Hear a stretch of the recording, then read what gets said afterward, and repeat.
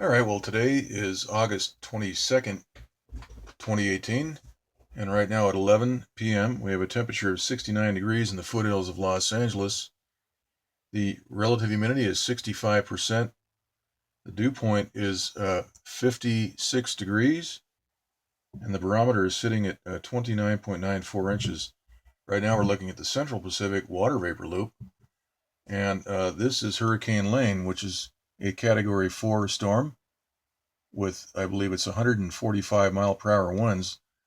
We'll take a look at the hurricane map here in a second, but this hurricane is being steered to the north. We see some dry air down here on the scale. The black is just right before we get to the very dry section of the scale, which is the tan right down here, which is what we typically see over land, this dry area. But over the ocean, we see various colors here. We're seeing the magenta, which indicates a very deep column of water vapor, and the blue here to the very far right. But down here we see some black, and that's what's happening right in this area. So high pressure has been installed right in this area, and we can see that the symmetry of the center of the storm has changed. It's undulating. There's no longer a clean circulation around that storm. If we look at the floaters map, we can see that the eye wall the eye wall here is located more to the left side of the storm, which was the trajectory of the storm here just a day ago. It was moving to the west northwest. Now we see that it's hooked to the northwest, and we see a lot of drier air. Let's go back to the other map right here. Where is it? Right here. We can see that there is a area right here which is basically blocking the storm. And the way we know that is because the flat spots we're seeing here on the leading edge of this formerly westbound system. This is the same thing that happened to Hurricane Harvey last season, I believe it was, when that that hurricane was steered into Texas, and then it was stalled in place for 3 or 4 days, and they had 30 to 35 inches of rain in certain places, and Houston was underwater. So we're seeing a rerun of that. The storm was just cruising along in a west-northwest pattern yesterday, but we can see that today there's been a lot of manipulation on the on the center of that storm. Let's look at the floaters map. Let's take a look at the water vapor map here for the Central Pacific. This is a better shot, and we see a lot of manipulation here on the center of that storm. We see a huge blast pattern right here. This icicle pattern is the superheated water vapor, which is disrupting the convective process in this storm, and that's why currently we have. Let's take a look at the hurricane map. Here we see that storm is generating sustained winds of 145 miles per hour, and the movement has changed. We're now moving northwest at only 8 miles per hour. So this storm has been slowed and re-steered. The central pressure has risen slightly to 939 millibar. But as we look here, this is interesting because we have all this dry air in between developing thunderstorms down here and this hurricane. And suddenly we see it's changing. It's taking a turn. And if we go back to the water vapor map here, we just stop this map and we scroll through. Here's a flat spot right here on the edge, the leading edge of this storm. This is the force here, which is causing this system to slow. And we can see the vector. If we just lay a straight edge on this, we can see that this is acting right here. We have a flat spot that is basically the edge right here is pointing basically to the northwest, and so this is a basically like a wheel riding over a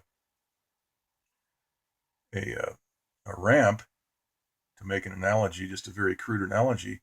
But this is creating a different vector force on that hurricane. This is helping to change the direction of that storm.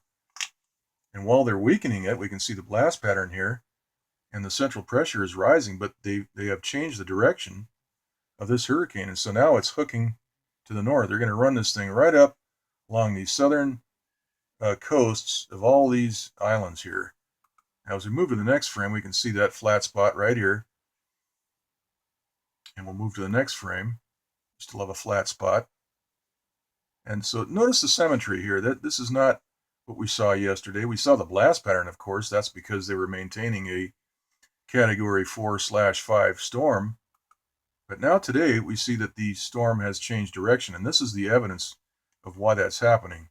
They've installed high pressure in this area, and that's that dark area that we just looked at. We'll take another look at that. But as we roll through the frames, we see that the storm has rebounded into basically a nice circular organized shape. We've got the eye wall. And then here we see that the storm was targeted once again because of all the, look at the disruption here. The color is changing. We see a lot of amber. We see a breakup of the magenta, the pink magenta color here in the center. That's all broken up. The continuity has all been disrupted, and that's going to lower the central pressure.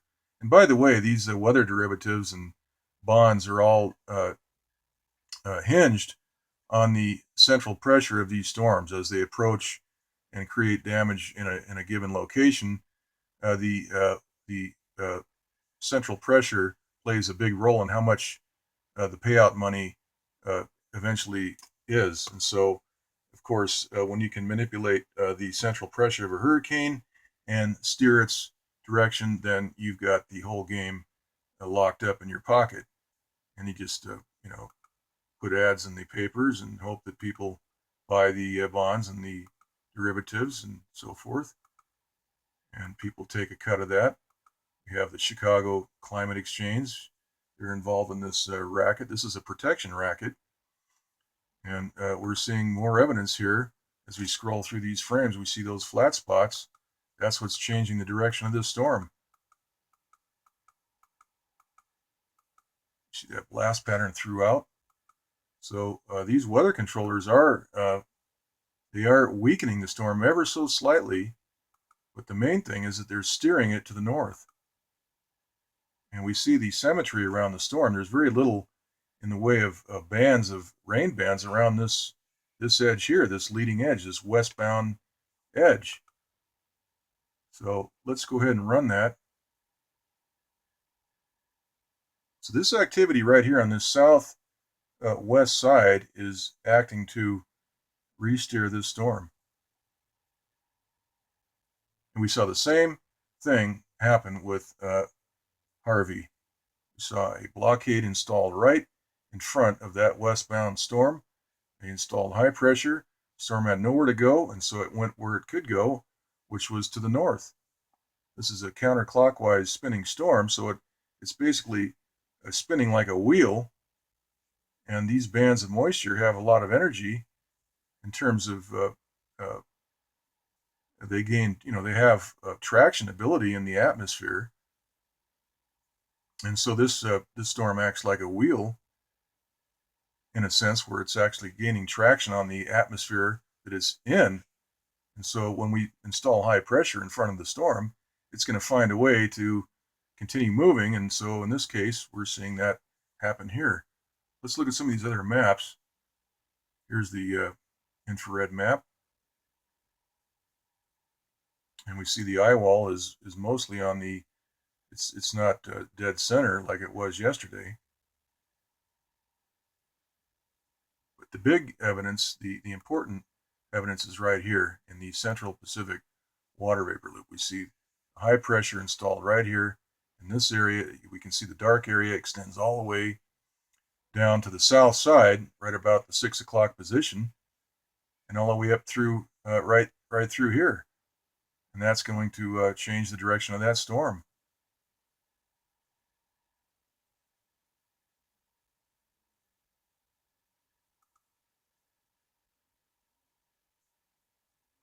All right, so that's the situation.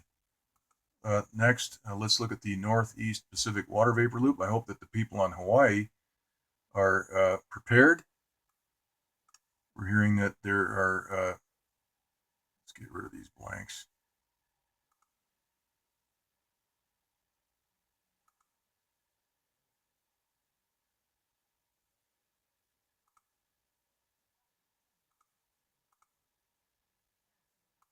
Okay, we got a lot of dead frames tonight. All right, so we're looking here at the Northeast Pacific water vapor loop. We see that Southern California has a cutout here. It is possible that we may see some chemtrails being sprayed if this moisture wraps around, gets into the Southern California area. We have moisture moving in as well. Let's look at some of these other maps up close. We can see that we have a moisture field moving right towards Los Angeles. So the forecast for tomorrow, we've got this moisture right here moving right towards Southern California. So we're going to see probably about I would say 60% chance of chemtrail spraying. Those jets will be up spraying to prevent this area of moisture from delivering any cool, damp, possibly rainy conditions to Southern California. Here's the water vapor map, and here is the IR map. We see that moisture moving right towards Southern California. Also, we have this right here to contend with. We have a blockade in place right there. Nothing is getting in. Colorado River is drying up, and the Lake Mead out by Las Vegas is dropping because we're not getting the rainfall that we should be getting because these terrorists controlling our weather. Here we see this upper level dry low, which is isolated. We see no water vapor getting into that vortex. And we see another big weather system moving out to the east. This will probably bring a lot of wild weather. We can see the beginnings of a right angle on that as this moves out to the east through the Montana, Idaho, and Wyoming area. And looking at the Doppler map, we can see that there is some rain up there in that area. We've got some rain, thunderstorms down here in New Mexico and Arizona, and a tiny amount indicated in Southern California. Let's see if we can get this map to pull up real quick. We'll come back to that. We can see here what's happening. We've got this monsoonal flow. We've got a sort of a clockwise rotation, which is the upper level high pressure being forced into this area. And we see right here a very clear blast pattern right over Arizona. Look at this. Everything is moving clockwise in the picture pretty much. And here we see something blowing out, moving to the southwest right here. Look at that. That is the superheating process right there. And notice what happens to the water vapor right here. It just dissipates because this area has been superheated. All that water evaporates.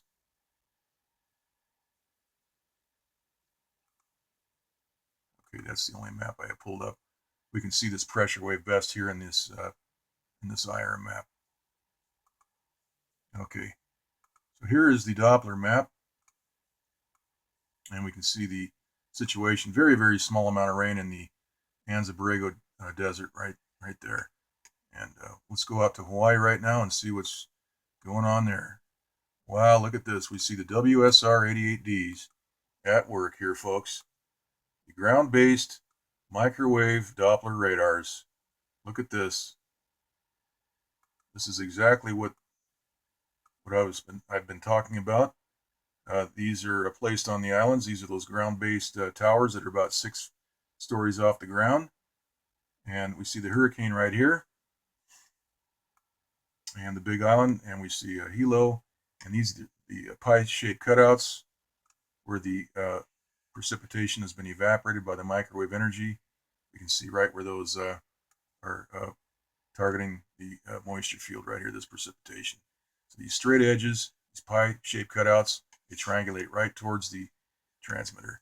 Okay, that's it, and we will hope for the best for the people on Hawaii, Hawaiian Islands. Okay, that's it.